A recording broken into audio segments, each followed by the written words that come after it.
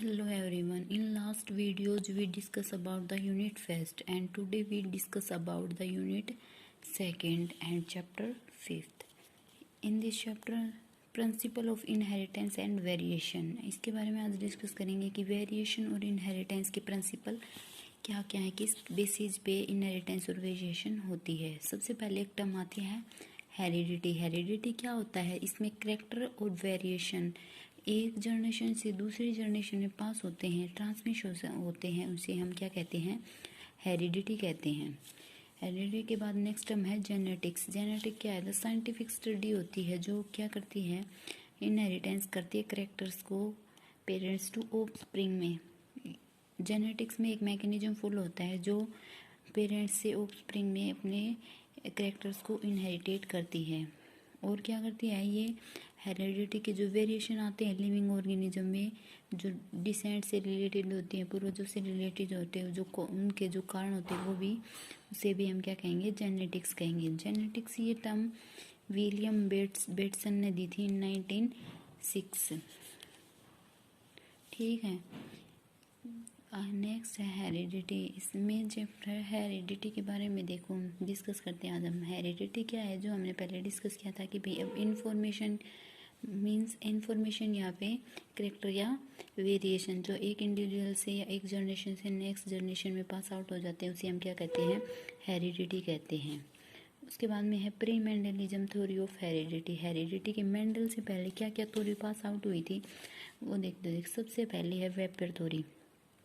इस थ्योरी के अकॉर्डिंग क्या होता है कि एनिमल की हर एक बॉडी कुछ वेपर्स रिलीज करती है। वे वेपर्स ही लगातार कंबाइन होकर एक न्यू इंडिविजुअल की फॉर्मेशन कर लेते हैं। जो हर एक वेपर है वो डिफरेंट डिफरेंट ऑर्गन की फॉर्मेशन करता है। उसके बाद वेपर थ्योरी के बाद आई है फ्लूइड थ्योरी। फ्लूइड थ्योरी में क्या है? जो एरिस्टोटल साइंटिस्ट है उसने बताया जो मैन का सीमेन होता है वो हाईली प्यूरिफाइड ब्लड होता है, और जो वुमेन की जो मेंस्ट्रुअल फ्लूइड होता है वो फीमेल का सीमेन होते हैं। बट ये प्योर नहीं होता, जो मैन का भी हो या फीमेल का, दोनों का ही सीमेन प्योर नहीं होता, जिससे ये थ्योरी भी फेल हो गई थी। नेक्स्ट आती है परफॉर्मेशन थ्योरी। इसके में क्या है? साइंटिस्ट एंटोन लीवेनहॉक थे, इसने ऑब्जर्व किया था ह्यूमन स्पर्म को, जिसे एनुलस नाम दे दिया था। ये स्पर्म क्या था? वुमेन की वूम में इंट्रोड्यूस करके वहाँ पर उसे नरिशमेंट दिया गया, लेकिन ये थ्योरी भी फेल हो गई क्योंकि इस थ्योरी के बेसिस पे इनहेरिटेंस का जो मैटर है वो एक्सप्लेन नहीं हुआ, जिस मतलब मैटरनल कैरेक्टर्स कैसे इनहेरिटेंस होते हैं ऑफस्प्रिंग में, ये बात क्लियर नहीं हुई, जिससे परफॉर्मेशन थ्योरी फेल हो गई थी। उसके बाद नेक्स्ट है पार्टिकुलेट थ्योरी। इसमें क्या है? हर एक एनिमल्स माइन्यूट पार्टिकल्स प्रोड्यूस करता है, रिप्रोडक्शन करता है, इन पार्टिकल्स के थ्रू रिप्रोडक्शन करता है, एक नए इंडिविजुअल की फॉर्मेशन करता है। इन पार्टिकल जो पार्टिकल्स दोनों पेरेंट्स से मिलते हैं, मेल और फीमेल दोनों से, जिससे एक न्यू इंडिविजुअल की फॉर्मेशन करता है।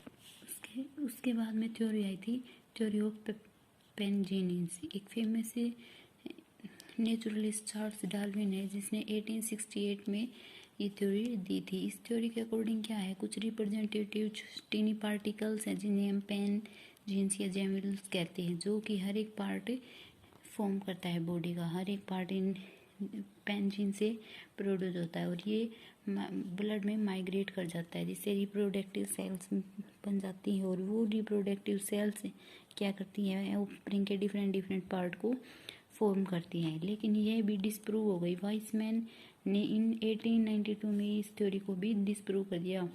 उसने प्रपोज किया कि जो जर्म प्लाज्म की कंटिन्यूटी थ्योरी थी इससे को प्रपोज किया। इसके अकॉर्डिंग क्या था? जो जर्म प्लाज्म है वो इमोर्टल होती हैं, और जो सोमेटोप्लाज्म होती हैं बॉडी सेल्स वे नॉर्मल होती हैं, और जिससे ऑर्गेनिज्म क्या हो जाता है? डाई हो जाता है। वाइसमैन ने इन थ्योरीज के बाद में आते हैं हेरिडिटी की basis. Two type of basis है हेरिडिटी का। फर्स्ट है फिजिकल बेसिस, सेकंड है केमिकल बेसिस। फिजिकल बेसिस क्या है? जॉन मेंडल ने अनाउंस की थी 1866 में कि हेरिडिटी कंट्रोल की जाती है एक पार्टिकल से, जिसे क्या कहते हैं? जर्मिनल यूनिट्स कहते हैं। ये हेरिडिटी पार्टिकल्स एक्सप्लेन नहीं हुए थे उस टाइम पे, बस इनहेरिटेंस हो गए थे और अपने करेक्टर्स या ट्रेट शो कर सकते थे। और ये करेक्टर्स अब सोमेटिक और जर्मिनल सेल्स में प्रेजेंट होते हैं और जो नेक्स्ट जनरेशन में कैरी आउट होते हैं। जी ट्रेड्स ही फिजिकल बेसिस पे आ जाते हैं। केमिकल बेसिस पे क्या होता है, हेरिडिटी कंट्रोल की गई जीन्स के बेसिस पे। ये जीन्स डीएनए और प्रोटीन से बने हुए थे और जो डीएनए होता है वो एक जेनेटिक मटेरियल की तरह एक्ट करता है, उसका फंक्शन होता है जेनेटिक मटेरियल का, और वो क्या करते हैं केमिकल बेसिस कर देता है हेरिडिटी की। जो जीन्स होते हैं कुछ प्रोटीन्स को कोड करते हैं, जीन रेप्लिकेट हो जाते हैं और उसके बाद में क्या होता है वे एक न्यू सेल्स की फॉर्मेशन कर लेते हैं। ये कोड होने के बाद प्रोटीन की फॉर्मेशन होने के बाद जिससे क्या होता है ऑफस्प्रिंग फॉर्मेशन होकर वो इनहेरिटेट करता है जेनेटिक ट्रेट को पेरेंट्स से, ऑफस्प्रिंग में ट्रेट कैरी आउट हो जाते हैं, इनहेरिटेट हो जाते हैं। ये केमिकल बेसिस सब है। उसके बाद में आता है मेंडलिज्म, मतलब कि मेंडल्स की लाइफ। जॉर्ज जॉन मेंडल था वो एक प्लीज एंड मोरविया फैमिली में पैदा हुआ था। अपनी पुअर्टी के कारण वो एक साधु बन गया, मोंक बन गया था इन 1843 में। इसके बाद में क्या है 1851 में वो एक यूनिवर्सिटी ज्वाइन की थी विनाया में। वहाँ पे उसने नेचुरल हिस्ट्री और मैथमेटिक्स के बारे में 2 साल स्टडी की। उसके बाद में उसका इंटरेस्ट किस में था, हाइब्रिडाइजेशन प्रोसेस करवाने में उसका इंटरेस्ट था। हाइब्रिडाइजेशन की प्रोसेस करता था। उसने क्या किया था पी प्लांट पे इनहेरिटेंस पे वर्क किया था। मेंडल ने एक्सपेरिमेंट परफॉर्म किया था गार्डन पी प्लांट लेके। अपनी मोनेस्ट्री के टाइम पे ही वो एक गार्डन में रहते थे, उसी पे उसने पी प्लांट पे एक्सपेरिमेंट ब्रीडिंग परफॉर्म की थी ताकि हाइब्रिडाइजेशन प्रोसेस की जाए। तो उसने कुछ ला दिए थे हेरिडिटी के, जो 1866 में annual processing of natural history नाम की एक बुक पब्लिश की थी जिसमें उसने हेरिडिटी के लॉ के बारे में डिस्कस किया था। सोसाइटी में ये बुक थी भाई, annual processing of natural history society of burn. इसके कारण उसे क्या कहा जाता है, फादर ऑफ जेनेटिक्स भी कहा जाता है। किसको, जॉर्ज जॉन मेंडल को फादर ऑफ जेनेटिक्स कहते हैं। जो भी कमियाँ इसने जेनेटिक्स के फादर ने जो मेंडल ने छोड़ दी थी उनको रिकवर करने के लिए 2-3 साइंटिस्ट और थे। हुगो दीवरीज नीदरलैंड से था, कार्ल कोन्स जर्मनी से था, एर्च वोन टेस्टमार्क ऑफ ऑस्ट्रेलिया से। इन्होंने दोबारा से इसे रिन्यू करी, उसकी डिस्कवरी करके ये एक्सपेरिमेंट और हाइब्रिडाइजेशन के एक्सपेरिमेंट को कंडक्ट किया था। उसके बाद में है मेंडल्स एक्सपेरिमेंट प्लांट। उसने मेंडल ने एक्सपेरिमेंट प्लांट के लिए मतलब पी प्लांट ही क्यों लिया, तो देख मेंडल ने वर्क किया था पी प्लांट पे जिसे हमें बायोलॉजिकल नेम क्या है पैसियम सैटिवम। उसने इस प्लांट को ही सिलेक्ट क्यों किया गया था, इसके 7 ट्रेड्स लिए गए थे। देखो कौन कौन से क्यों सिलेक्ट किया गया था। सबसे पहले कि जो गार्डन पी प्लांट है वो हमेशा क्या रखता है, 2 कॉन्ट्रास्टिंग कैरेक्टर रखता है, एक डोमिनेंट और एक रिसेसिव, मतलब टॉल और स्मॉल 2 कॉन्ट्रास्टिंग कैरेक्टर के प्लांट लिए गए थे। उसके बाद पी प्लांट है जो बाइसेक्सुअल फ्लावर्स होते हैं उसके अंदर, जिससे सेल्फ पोलिनेशन हो सकता है। सेकंड करेक्टरिस्टिक यही थी कि वो बाइसेक्सुअल फ्लावर है और जो सेल्फ पोलिनेशन कर सकता है। अगर आर्टिफिशियल क्रॉस पोलिनेशन करवाते हैं तो उसको स्टेमन को रिमूव कर दिया जाता है और जब पोलन ग्रेन मैच्योर होते हैं उससे पहले इस स्टेमन को रिमूव कर देते हैं। नेक्स्ट है ये पार्ट एनुअल होता है, शॉर्ट लाइफ साइकिल होती है और ये 1 साल में ही अपना रिजल्ट दे देता है। उसके बाद में क्या है, ये अच्छे से राइज होता है, मेंटेन अच्छे से और हैंडल अच्छे से किया जा सकता है गार्डन पी प्लांट को, इसलिए भी सिलेक्ट किया गया। और क्या है कि ये एक जनरेशन में बहुत सारे सीड प्रोड्यूस करता है, इसलिए भी इसे मेंटेन किया गया। उसने इसे प्लांट पर वर्क किया था क्योंकि उसकी प्योर और ट्री ब्रीडिंग ट्रेड्स लिए गए थे, जिससे प्लांट क्या करता है सेल्फ पोलिनेशन करके एक ऑफस्प्रिंग को प्रोड्यूस करता है जो सेम ट्रेड्स प्रोड्यूस कर सके, मतलब सेल्फ पोलिनेशन पॉसिबल हो पा रही थी, इसलिए इसे लिया गया था। जो पी प्लांट के 7 करेक्टर लिए गए थे वो मोस्ट ऑफ रेडली अवेलेबल था, इसलिए इसे लिया गया था, मतलब इजीली गार्डन पी प्लांट से मिल सकता है, इसलिए उसने ये 7 करेक्टर लिए थे इस पी प्लांट में एक्सपेरिमेंट करने के लिए। उसने हाइब्रिडाइजेशन का एक्सपेरिमेंट पी प्लांट पे किया था, उसके बाद में ही लॉ ऑफ इनहेरिटेंस है या हेरिडिटी के लॉ दिए थे। तो एक्सपेरिमेंट करने से पहले मेंडल ने एक्सपेरिमेंटल टेक्निक दी थी। सबसे पहले क्या है, selection of pure plant parent plant. सबसे पहले क्या है भाई, जो पेरेंट प्लांट का जो सिलेक्शन होगा क्या होगा, वो प्योर होना चाहिए।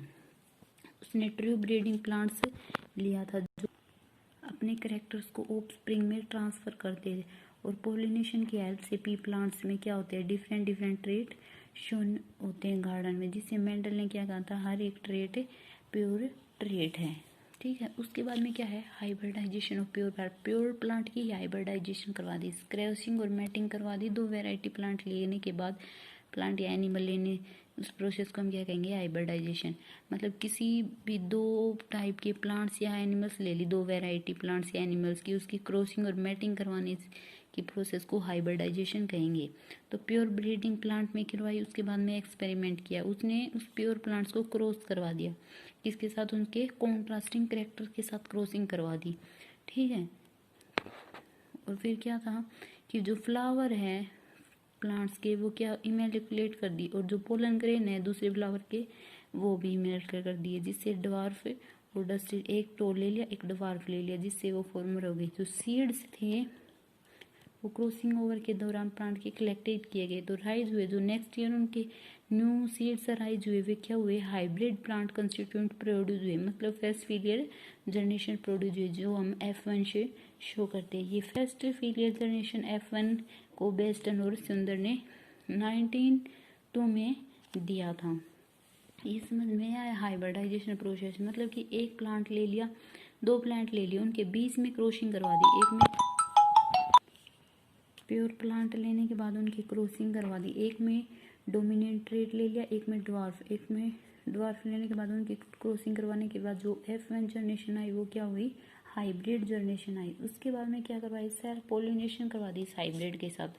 जब हाइब्रिड की सेल्फ पोलिनेशन कराते हैं, मतलब F1 जनरेशन आ गई, उसकी सेल्फ पोलिनेशन करवा देंगे तो F2 जनरेशन आ जाएगी। देखो कैसे दे, self pollination hybrid third step था, तो इसमें F1 जनरेशन आ गई थी, जिससे क्या सेल्फ पोलिनेशन करवा दी उसकी F1 जनरेशन के आने के बाद, और उसके जो फ्लावर है वो एक पेपर बैग में रख लिए गए, ताकि जो फॉरेन पोलन ग्रेन है उसे क्या कर दिया गया, कीप आउट कर दिया गया। जो सीड्स प्रोड्यूस हुए उन्हें कलेक्ट करने के बाद उन्हें ग्रो करवाया गया, ग्रो करने के बाद जो फिर से क्रॉसिंग हुई उनकी, वो क्या, ग्रो करने के बाद जो सीड प्रोड्यूस हुए क्या हुए, वे सेकेंड जनरेशन हुए, जिसे हम सेकेंड फिलियल जनरेशन या F2 के नाम से शो करते हैं। जो सेल पोलिनेशन इन F2 हुई, वो क्या प्रोड्यूस करेगी, F3 प्रोड्यूस करेगी, मतलब थर्ड फिलियर जनरेशन प्रोड्यूस करेगी, जिसे हम F3 के नाम से जानते हैं। ये थे हाइब्रिड, मतलब मेंडलिज्म की थ्योरीज, एक्सपेरिमेंट के लिए टेक्निक थी। कल हम मेंडल के टेक्निक एक्सपेरिमेंट के बारे में डिस्कस करेंगे, मोनो हाइब्रिड और डाई हाइब्रिड प्रोसेस के बारे में। Thank you.